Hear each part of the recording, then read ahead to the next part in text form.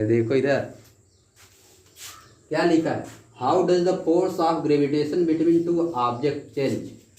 दो ऑब्जेक्ट के बीच का फोर्स कैसे चेंज होता है, ग्रेविटेशन फोर्स कैसे चेंज होता है। मान लो दो ऑब्जेक्ट है इधर, यहाँ पे मान ले रहे हैं दो ऑब्जेक्ट, एक तो यह है एक तो यह है। इसको मान ले रहे हैं m1, इसको मान ले रहे हैं m2। तुम स्मॉल m कैपिटल M भी मान सकते हो। इसके बीच का डिस्टेंस मान ले रहे हैं r। बात समझ गए। तो फोर्स कितना हो जाएगा, पहली बार जब इनके बीच का डिस्टेंस r है, रुको पहले सोल्यूशन में लिखो, रुको पहले solution, let the mass of objects, ऐसे लगाना पड़ेगा इसको अगर आएगा तब। Be let the mass of objects are लिख दे रहे हैं, are m1 and m2 and the distance लिखो तुम लोग, between them and the distance between them is small r. इतना लिख दिए, बात समझे। तब क्या हो जाएगा बताओ। अब देखो क्या हो जाएगा, then gravitation force, then gravitation force between them क्या होगा, F equal to capital F1 इस बार लिख दे रहा है। F1 इक्वल टू कितना हो जाएगा, G m1 m2 अपान r स्क्वायर हो गया। फर्स्ट एक बार हो गया, दूसरी क्या क्या दिया उसमें, हाफ कर दिया गया ना, क्या क्या रिड्यूस किया गया, डिस्टेंस हाफ किया गया ना। तो 1/2 डिस्टेंस रिड्यूस करके हाफ न कर दिया, तो क्या होगा बताओ। ये ना आधा हुआ खाली, और सब तो वही ना है। इस बार दूसरे वाले कंडीशन में r को क्या लिख दिया, r/2, या m1 भी है या m2 ही है। डिस्टेंस r की जगह कितना हो गया, r/2 हो गया। बात समझ गए। सही देखो तब कितना हो जाएगा, लिख दे रहे हैं, इसको लिख के लगा रहे हैं। When the distance reduced to half, तब क्या हो जाएगा, F2 equal to G, m1 तो वही रहेगा ना, वो तो थोड़ा चेंज होगा, मास तो वही है। F2 लिख दी इसलिए कि डिस्टेंस चेंज हो गया, अब तो फोर्स चेंज ना होगा। F2 G m1 m2 अपान r की जगह r/2 लिख दे रहे हैं, r/2 की स्क्वायर कर दिए।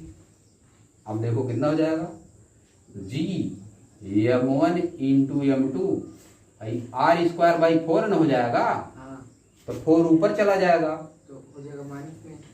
कहाँ ऊपर चला जाएगा तो माइनस नहीं होगा।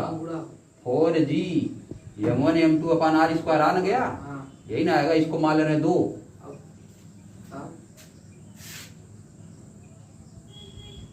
What does the force of gravitation between two? How does the force of gravitation between two object changes? कैसे चेंज होगा, F1 और F2 में रिलेशन बताना। देखो पहले ध्यान से, how does the force of gravitation between two object changes, इसमें रिलेशन बताना है ना। पहले वाला फोर्स जितना लग रहा था हाफ कर दिए, तब जितना फोर्स लगा उसमें और इसमें रिलेशन बताना है। तो देखो अब कंपेयर करेंगे 1/2 कर दे रहा है। देखो क्या कर रहे हैं, इसको मिटा दो ऊपर वाला, अरे देखो क्या होगा, 1/2 इक्वेशन 1/2 कर दो राम, इक्वेशन 1/2।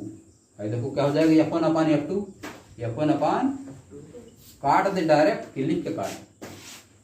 अरे देखो G m1 m2 अपान r square upon 4G m1 m2 अपान r स्क्वायर। अब देखो काटेंगे तो उल्टेगा, G m1 m2 अपान r स्क्वायर, या ऊपर r square upon 4 into G m1 into m2 आएगा कि नहीं, सब उलट न जाएगा। ये काट दो पूरा, G से G कट गया, m1 से m1, m2 r स्क्वायर से r स्क्वायर, खाली बच गया 4। F1 upon F2 equal to कितना आ गया, 1/4। समझिए, F1 equal to 1, F2 equal to कितना हो जाएगा, F2 equal to 4। F2 equal to क्या हो जाएगा, अरे देखो 4 नहीं जी, इसका इसमें मल्टीप्लाई, इसका इसमें F2 equal to 4F1, F2 equal to 4F1, यानी डिस्टेंस आधा करने पे फोर्स 4 गुना हो जा रहा, यह लिखना पड़ेगा, समझिए। डिस्टेंस आप करोगे दोनों के बीच का तो फोर्स कितना हो जाएगा, 4 गुना ही लिखोगे, समझिए।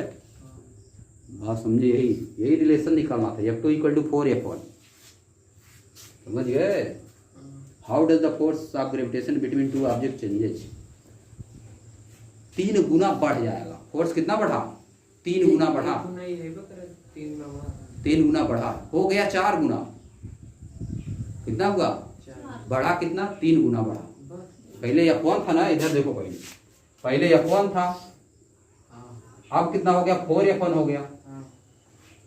पहले जितना फोर्स था उसका अब 4 गुना हो गया, कितना हो गया, 4 गुना, लेकिन बढ़ा कितना, 3 गुना बढ़ गया, हो गया 4 गुना, लेकिन बढ़ा कितना, 3 गुना, समझे, ये हो गया। बात समझ पाए कि नहीं बताओ, यही सब है, और कुछ नहीं। अब लिख दो इसको, अब इतना लिखने के बाद लगेगा भी क्या, अब नहीं लगेगा कुछ, हो गया खत्म। लिखोगे नीचे लिखोगे, it means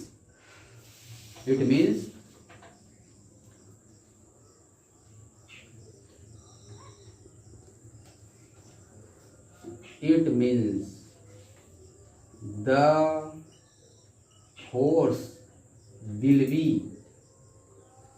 4 times of previous force, हो जाएगा ना। It means the force will be 4 times of previous force, पहले वाले फोर्स का 4 times हो गया, पहले F1 था 4F1 हो गया, समझिए। अगर पूछ दिया कितना बढ़ा है, ये नहीं पूछा है, कितना बढ़ा है तो 3 गुना बढ़ा है, कितना बढ़ा है, हो गया पूरा 4 गुना, 3 गुना बढ़ा है, समझिए। ये भी लिख सकते हो, इट मीन्स फोर्स इंक्रीजेज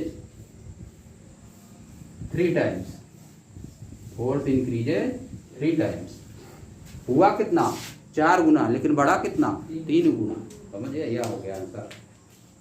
बात समझ पाए कि नहीं समझे, हो गया। देखो इधर इसी वाले को आसान से कोई बता देगा तो अरे ये तो 1 मिनट में बता दिया, आप तो एकदम मारे चौपट कर दी। अरे देखो इधर मास चेंज नहीं होगा ना, मास तो वही रहेगा। अरे देखो यम ही रहेगा, उस बार भी M1 M2 मास तो वही रहेगा, समझिए। अगर मास चेंज नहीं होता, फार्मूला क्या होता है, F प्रोपोर्शनल 1/r² होता है। मास चेंज नहीं हो रहा है तो मास का कोई मतलब नहीं, मास का कोई मतलब नहीं है। तो F1 इक्वल टू कितना हो जाएगा, K/r1², समझिए। F2 इक्वल टू कितना हो जाएगा, K/r2²। अब निकालो यहाँ से डायरेक्ट, मास चेंज नहीं होता तब लिख दो यहाँ पे, when the mass of the objects do not change, तब क्या होगा, यह प्रोपोर्शनल 1/r, मास से कोई मतलब है नहीं रह जाएगा। अब देखो ये हो गया, F1/F2 यहीं से डायरेक्ट निकाल देंगे, F1/F2 हो जाएगा, यू तुम्हारा ऊपर चला जाएगा, R2/R1² हो जाएगा, यह हो जाएगा, समझिए। F1/F2 जब करोगे तो R2/R1² हो जाएगा। उसमें दिया है दूसरी बार डिस्टेंस आधा हो गया, R1 इक्वल टू क्या है, R, और R2 इक्वल टू क्या है, R/2। उसमें दिया क्वेश्चन में ना, दूसरी बार डिस्टेंस कितना हो गया, हाफ हो गया। ये देखो F1/F2 कितना हो जाएगा, R2 की जगह क्या लिखोगे, R/2, R2 की जगह क्या लिखोगे, और R1 की जगह क्या लिखोगे, R, इसका स्क्वायर हो जाएगा। ये देखो R से R कट जाएगा, 1/2 का स्क्वायर, F1/F2 कितना हो जाएगा, 1/4 हो जाएगा। ये देखो आ गया, F2 इक्वल टू 4F1 आ गया, वही ना, वही काम, समझिए। F2 इक्वल टू 4F1, अब इसको डायरेक्ट याद किया जाता है, अगले क्लास में रहते 11th में डायरेक्ट याद करते, तुम्हारे टाइम 9th है ना। अगर मास कांस्टेंट रहता तो ये फार्मूला होता है F1/F2 = R2/R1 का स्क्वायर, समझिए ये फार्मूला जो घेर दिए formula, if the mass is constant then F1/F2 = R2/R1 का स्क्वायर, इसी पर डायरेक्ट के आंसर निकाल दिया जाता है। बात समझ गए? यह चीज़ आ गया, समझ पाए इसको कि नहीं? हो गया काम खत्म।